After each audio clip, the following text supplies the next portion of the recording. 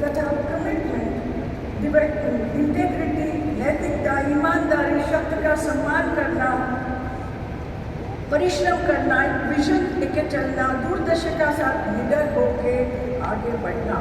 जैसे जोशी जी कह रहे थे कि along with economic development, social development, conduct, ये सब हमको डेवलप करने की बहुत ज़रूरी है।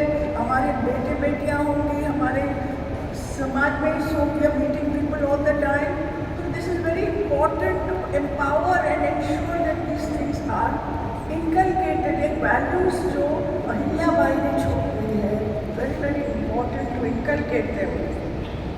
आज के समय में कर्तव्य और जिम्मेदारियाँ सब फीकी पड़ी है, लेकिन सफल जिंदगी के लिए ये बहुत ज़रूरी है। मुझे यहाँ मौजूद उन सभी महिलाओं पर गर्व है और जिन्होंने अपनी पहचान बनाई है, आंतरिक और बाह्य बंधनों को तोड़ा है, तोड़ना पड़ा है, नहीं तो खड़ी नहीं हो सकती। और उन पुरुषों पर भी जिन्होंने महिलाओं को समान नागरिक के रूप में सशक्त बनाने के लिए कदम उठाए हैं। So I really acknowledge all the men who have been supporting and all the women who have stood for themselves and for others.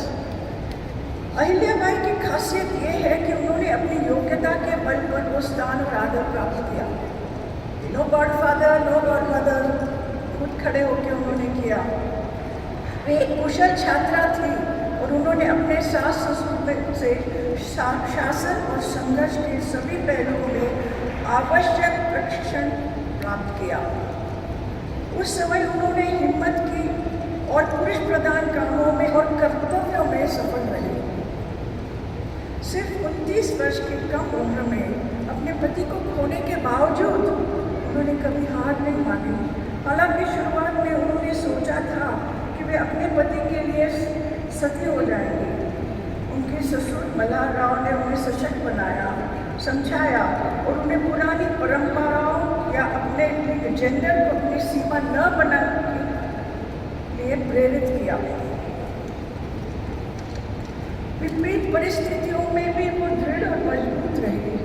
बहुत सारे जंग लड़ी, मंदिरों और धर्मशालाओं के निर्माण किया, गरीबों की सहायता लिए खड़ी रही, फॉर जस्टिस, शिक्षा के क्षेत्र में अनेक प्रकार का योगदान दिया।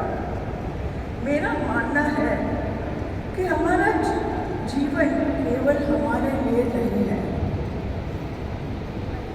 मैं शिक्षित लोगों को सौभाग्यशाली मानती हूँ, प्रिविलेज मानती हूँ, क्योंकि वे अपनी क्षमता के उपयोग मानवता के लिए, देश के लिए उनके अनेक तरीकों से योगदान करने की योग्यता रखती है। मैं यहाँ उपस्थित महिला सराहना करती हूँ, उन्होंने अपने अपने तरीके से समाज की सीमाओं को लांघ के यहाँ तक पहुँचे हैं।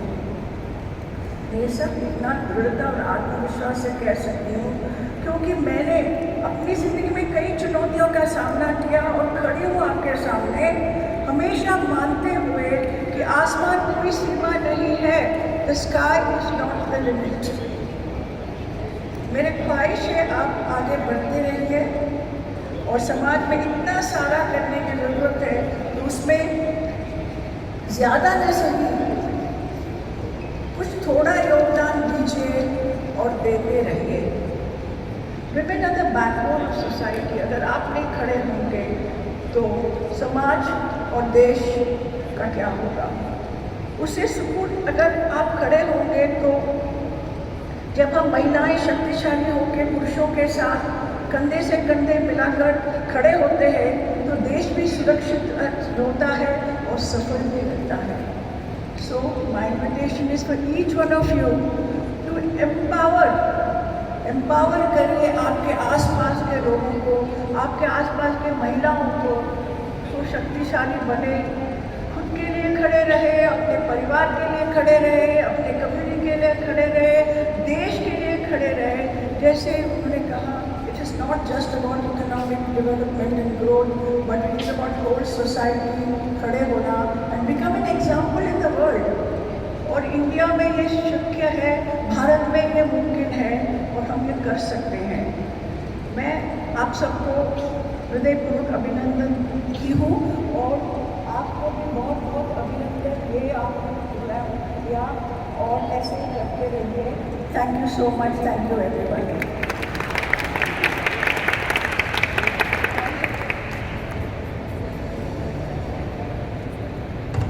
जी, यहाँ पर मैं सारे ही पुरस्कार प्राप्त सामान्य महिलाओं से आग्रह करूँगी स्टेज पर ताकि एक अच्छा वाला फोटोग्राफ